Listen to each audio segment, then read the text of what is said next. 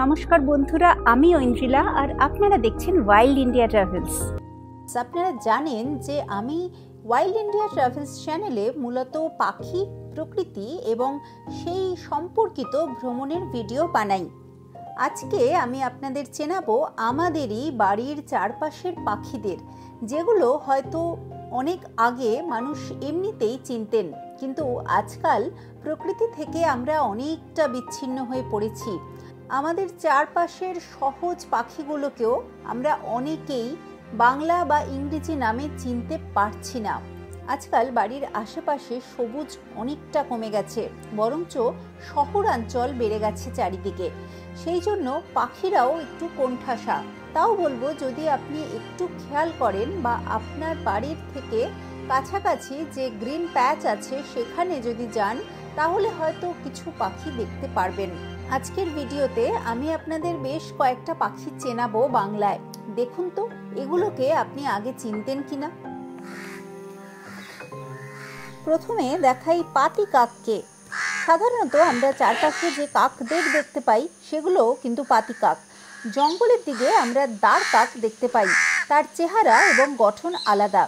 আপনি যদি ভারতবর্ষের অন্যান্য অংশে ভ্রমণ করেন তাহলে আরও অনেক রকমের কাক দেখতে পাবেন। আপনারা হয়তো জানেন যে আমি পাখির ভিডিও বানানোর সাথে সাথে পাখির রিলেটেড যে জায়গাগুলো রয়েছে, যেখানে অনেক বেশি সবুজ রয়েছে, সেই সব জায়গাতেও যাই এবং সেখানকার ভ্রমণের ভিডিও বানাই। এরকম আরও অনেক পাখি রিলেটেড ভ্রমণের ভিডিও দেখার জন্য আমার চ্যানেলটাকে কিন্তু সাবস্ক্রাইব করে রাখুন। চলুন এর পরের পাখিটাকে দেখাই। অনেকটা কাকের মতন দেখতে হলেও এটা কিন্তু হাড়ি চাচা বা রুফুস পেপাই। আপনি যদি পাহাড়ের বাসিন্দা হন তাহলে আপনি বাড়ির চারপাশে হাড়ি চাচা দেখতে পাবেন না, আপনি দেখতে পাবেন গ্রে ট্রিপাই, সেটা অন্য পাখি। কাক এবং হাড়ি চাচা এই দুটো পাখি কিন্তু সর্বভুক। কুবু পাখিকে অনেকটা কাকের মতন দেখতে হলেও এটা কিন্তু কাক নয়। একটু ভালো করে খেয়াল করলে তাহলে বুঝতে পারবেন যে কাকের সাথে এর কোথায় কোথায় পার্থক্য। সব থেকে বড় পার্থক্য তো এর চোখে। লাল রঙের চোখ এই পাখির, বেশ লাজুক। কিন্তু কাক বা কাকের মতন যে পাখিগুলোকে দেখালাম, এর সাথে সাথে কোকিলদের না দেখালে কিন্তু হবে না। প্রথমে দেখাই পাপিয়া পাখিকে। একটু গ্রামাঞ্চল বা আধা মফস্বল যে এলাকাগুলো, সেখানে কিন্তু পাপিয়া পাখি বা পিউ কাহা পাখির ডাক খুব সকালবেলা বা সন্ধেবেলার দিকে জোরে জোরে শুনতে পাওয়া যায়। কোকিল শ্রেণীভুক্ত হলেও এই পাখিটা কিন্তু আমাদের চারপাশে যে সাধারণ কোকিল তার থেকে আলাদা। এবার চলুন সাধারণ কোকিলকে দেখাই। পুরুষ কোকিল কুচকুচে কালো আর স্ত্রী কোকিল ছিটছিট। পাহাড়ের দিকে আরও অনেক রকমের কুক্কু পাখির দেখা আপনি পেতে পারেন, তবে সমতলে কিন্তু এই 2-3 রকমের কুক্কু জাতীয় পাখি দেখতে পাওয়া যায়। এছাড়াও রয়েছে চাতক পাখি, যাকে জ্যাকোবিন কুক্কু বা পায়েট কুক্কু বলা হয়। বর্ষার শুরুর দিকে যেসব পাখিরা পশ্চিমবঙ্গে আসে তাদের মধ্যে অন্যতম হলো এই পায়েট কুক্কু বা জ্যাকোবিন কুক্কু, যাকে আমরা চাতক পাখি বলি। এছাড়াও রয়েছে এই খয়েরি ডানার কোকিল, একে বলি চেস্টনাট উইংড কুক্কু। এরপর দেখাবো ইন্ডিয়ান কুক্কুকে, যাকে আমরা বাংলায় বউ কথা কও বলি। চলুন বউ কথা কওয়ের সাথেই দেখে নিই বেনে বউকেও।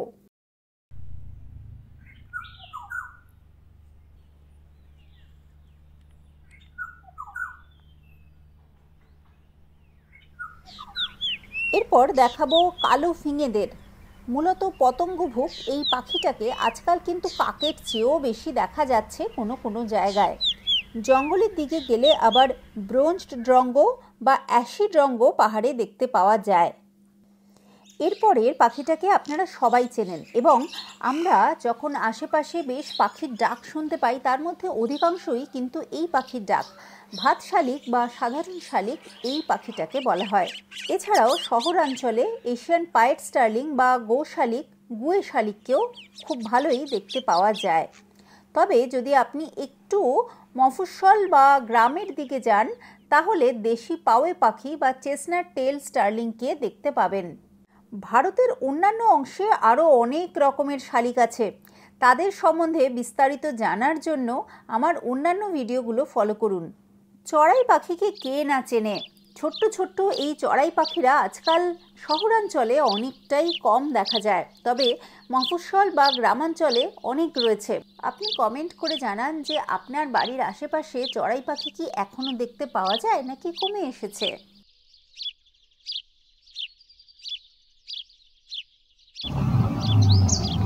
ফুলের থেকে মধু খায় এই মৌটুসি পাখিরা। খেয়াল করে দেখবেন এদের ঠোঁটটা কিন্তু ফুলের পাপড়ির ভেতরে মুখ ঢুকিয়ে মধু খাওয়ার জন্য একেবারে উপযুক্ত। পুরুষ পাখিকে উজ্জ্বল বর্ণের দেখতে এবং স্ত্রী পাখি অপেক্ষাকৃত ম্লান বর্ণের। এছাড়াও রয়েছে দুর্গা টুনটুনি বা পার্পল সানবার্ড। এই পাখিটাও কিন্তু আমাদের আশেপাশে বেশ ভালোই দেখতে পাওয়া যায়। আপনাদের যাদের বাড়িতে বাগান রয়েছে তারা নিশ্চয়ই এই মৌটুসি এবং দুর্গা টুনটুনিকে আপনাদের বাগানের ফুলের মধু খেতে অনেকবার দেখেছেন। এই পাখিটা সাহিত্যে কিন্তু বেশ জনপ্রিয়। আমাদের চারপাশেও এর ভালোই আনাগোনা রয়েছে। বর্ষাকালে এই পাখির ডাক খুব শুনতে পাওয়া যায়। কার কথা বলছি বলুন তো? ঠিক ধরেছেন, টুনটুনি পাখি। এরপর দেখুন সাত ভাই বা ছাতারে পাখিদের। 5 থেকে 7টা 8টা মতন পাখি একসাথে ঘোরাঘুরি করে এবং তারা ভীষণ হইচই চিৎকার চেঁচামেচি করে। একটু বড় গাছ থাকলে সেসব এলাকায় দোয়েল পাখিকে দেখতে পাওয়া যায়। সাদা এবং কালো বর্ণের এই দোয়েল পাখির গলার সুরটি ভারী মিষ্টি। প্রজননকালে পুরুষ দোয়েল পাখির ডাক শুনলে মন ভালো হয়ে যায়। বুলবুলি পাখির গান কে না জানে? সারা ভারতবর্ষের মধ্যে এই পাখিটা বেশ কমন। আমি যে ছবিটা দেখাচ্ছি এটা হলো রেড ভেন্টেড বুলবুল। খেয়াল করে দেখবেন যে এর পায়ুর কাছটা লাল রঙের, সেখান থেকে এই পাখির এরকম নাম। এছাড়াও আমাদের আশেপাশে সিপাহী বুলবুলও দেখতে পাওয়া যায় কোনো কোনো জায়গায়। সিপাহী বুলবুলের গালটা সাদা বর্ণের হয়। আবার যদি আপনি পাহাড়ে যান সেখানে অন্য রকমের বুলবুলিদের দেখতে পাবেন। পাহাড়ের পাখিদের দেখতে হলে আবারও বলবো অতি অবশ্যই আমার চ্যানেলের অন্যান্য ভ্রমণের ভিডিওগুলো ফলো করুন। সুবর্ণ কাঠঠোকরা বা ব্ল্যাক রাম্পড ফ্লেমব্যাককে আমরা কিন্তু অনেকেই চিনি, আর যারা চিনি না তারা এই ভিডিওর মাধ্যমে অতি অবশ্যই চিনে নেব। আপনার বাড়ির আশেপাশের গাছগুলোতে কাঠঠোকরা আছে কিনা সেটা বোঝার জন্য ওই ঠুকঠুক আওয়াজটাই যথেষ্ট। রংচঙে এই পাখিটার নাম বসন্ত বৌরি বা একে কথ্য বাংলায় শ্যাকরা বসন্ত বলা হয়ে থাকে।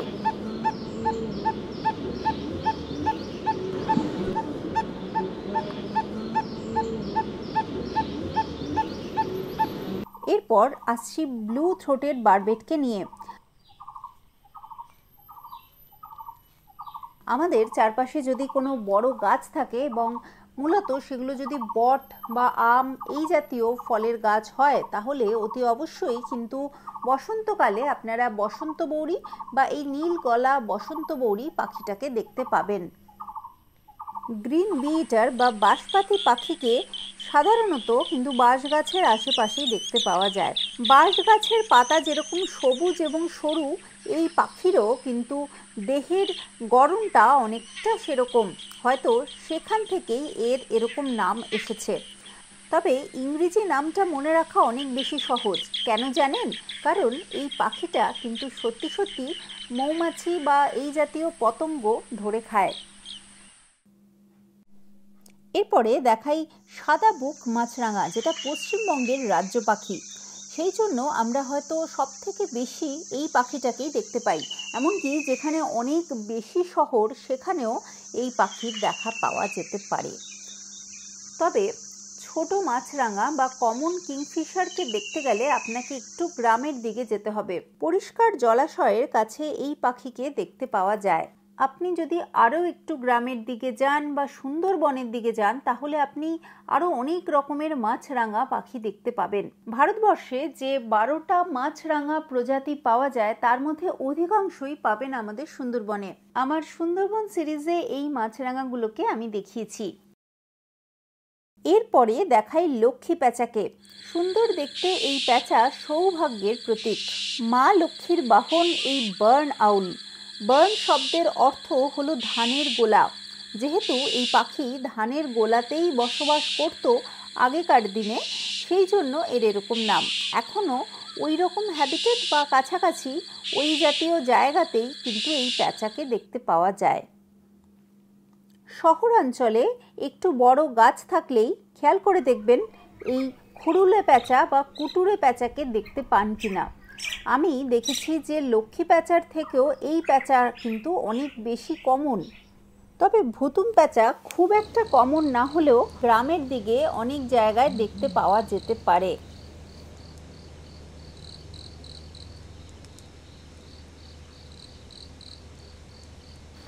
টিয়া এবং চন্দনার মধ্যে একটু পার্থক্য রয়েছে।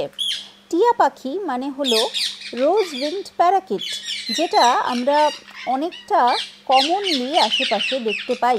কিন্তু আলেকজান্দ্রাইন প্যারাকিটকে দেখতে হলে বা চন্দনা পাখিকে দেখতে হলে আমাদের একটু জঙ্গলের দিকে যেতে হবে। এই পাখিটা কিন্তু অত বেশি কমন নয়। এরপরে পায়রা গোত্রের একটি পাখি, এটা হলো হরিয়াল পাখি। অনেকেই আপনারা নাম শুনেছেন। ইয়েলো ফুটেড গ্রিন পিজিয়নের পাটা সত্যি সত্যি হলুদ রঙের। যদি পাহাড়ে যান তাহলে আরও অনেক রকমের সুন্দর সুন্দর পায়রা আপনি দেখতে পাবেন। সমতলে পায়রার মতনই আরও একটা পাখিকে আমরা দেখতে পাই, সেটা হলো ঘুঘু পাখি। ঘুঘুর মধ্যেও আবার দু রকমের পাখি দেখতে পাওয়া যায় আমাদের চারপাশে। এক হলো স্পটেড ডাভ বা তিলে ঘুঘু বা ছিটে ঘুঘু, আরও একটা হলো কণ্ঠী ঘুঘু। তুলনামূলকভাবে কিন্তু কণ্ঠী ঘুঘু একটু কম দেখা যায়।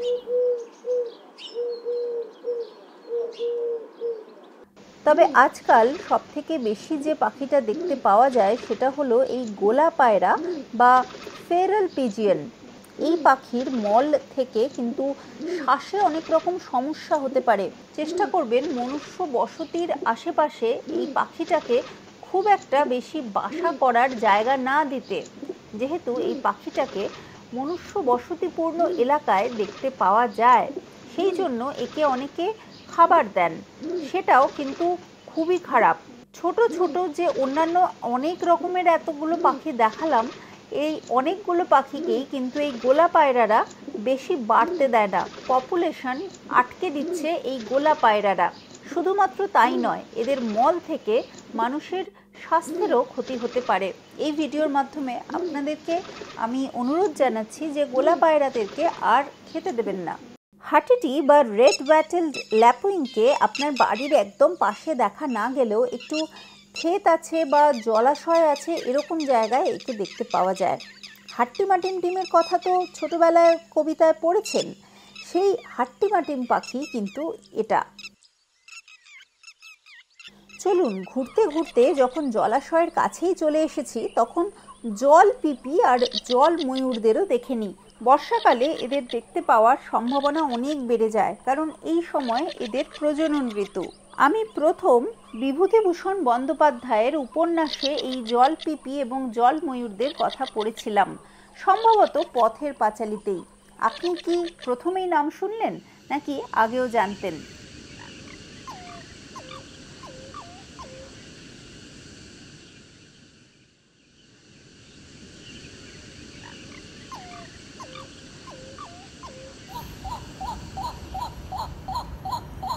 এবার দেখুন ডাহুক পাখিদের। তুলনামূলকভাবে একটু ছোট ছোট যে জলাশয়গুলো সেগুলোতে ডাহুক পাখি অনেকই দেখতে পাওয়া যায়। জল পিপি বা জল ময়ূরের বসবাস করার জন্য একটু বড় জলাশয় বা পরিষ্কার জলাশয়ের প্রয়োজন। ডাহুক পাখির জন্য অত বড় জায়গা বা অত পরিষ্কার জলাশয়ের প্রয়োজনীয়তা নেই, সেই জন্য তারা ছোটোখাটো জায়গাতেও অনেক সময় থেকে যায়। শহরাঞ্চলে ঈগল পাখিদের দেখা পাওয়া যায় না, তবে হ্যাঁ চিলের দেখা পাওয়া যায়। আকাশে যখন ওড়ে তখন দেখতে পাবেন যে এদের ডানাটা একটুখানি ভি আকৃতির মতন একটা শেপ নিয়েছে। পশ্চিমবঙ্গে না হলেও আমি ভারতবর্ষের অন্যান্য অংশে ক্ষেতের আশেপাশে অনেক ব্ল্যাক উইংড কাইট বা কাপাসি পাখিদের দেখেছি। আরও একটা মাঝারি সাইজের শিকারি পাখি আমরা শহরাঞ্চলের থেকে একটু দূরে গেলেই দেখতে পাই, সেটা হলো শিকরা পাখি। চলুন জলের আশেপাশের আরও দু একটা পাখিকে দেখে নিই। যেমন এই পানকৌড়িদের, অনেকেই আপনারা জলাশয়ের কাছাকাছি এইভাবে পানকৌড়িকে ডানা মেলে থাকতে দেখেছেন। তবে পানকৌড়িও কিন্তু অনেক রকমের রয়েছে। আমরা সাধারণত লিটল কর্মোরেন্টই বেশি দেখতে পাই। শামুকখোল পাখিদের ঠোঁটটা একদম অন্যরকম। দূর থেকে যদি এদের আকাশে উড়ন্ত অবস্থায় দেখেন, তাও এই ঠোঁটের খোলা অংশটা দেখেই হয়তো আইডেন্টিফাই করতে পারবেন। এছাড়া আমরা গরু মহিষের আশেপাশে যে বকদের দেখতে পাই তাদেরকে ক্যাটলিগ্রেট বা গোবক বলি। আর জলের ঠিক ধারে ধারে যে সমস্ত বক পাখিরা মাছ ধরার জন্য বসে থাকে, ছিটছিট তাদের গায়ের রং, এদেরকে কোচ বক বা কানি বক বলা হয়। এই ভিডিওটা আমি আর বেশি বড় করলাম না। আশা করছি আমি অনেক রকমের পাখির ইনফরমেশন আপনাদের দিতে পেরেছি। কেমন লাগলো আমার এই ভিডিও আমাকে কিন্তু অতি অবশ্যই জানাবেন। আপনাদের প্রত্যেকটা লাইক, প্রত্যেকটা কমেন্ট আমাকে কিন্তু এই ধরনের কাজ করতে আরও বেশি উৎসাহ দেয়। যদি ভালো লাগে তাহলে আপনার বন্ধুদের সাথে শেয়ার করতে ভুলবেন না, যারা প্রকৃতি প্রেমী আর যারা ঘুরতেও ভালোবাসেন। তার কারণ আমি মূলত কিন্তু ট্রাভেল ভিডিও বানাই, কিন্তু মূলত সেগুলো থাকে পাখি, প্রকৃতি এইসব নিয়েই। তো সেই জন্য আমার মনে হয়েছে যে আজকের ভিডিওটা হয়তো আপনাদের ভালো লাগতে পারে। যেহেতু আজকের ভিডিওর মেন বিষয়বস্তু হচ্ছে পাখি, বিষয়বস্তু হচ্ছে প্রকৃতি। যদি ফেসবুক বা ইনস্টাগ্রাম থেকে দেখেন তাহলে আমার এই পেজটাকে ফলো করে রাখবেন, যাতে পরে যখনই কোনো ভিডিও দেব, কোনো লেখা দেব, সবার আগে আপনি দেখতে পান।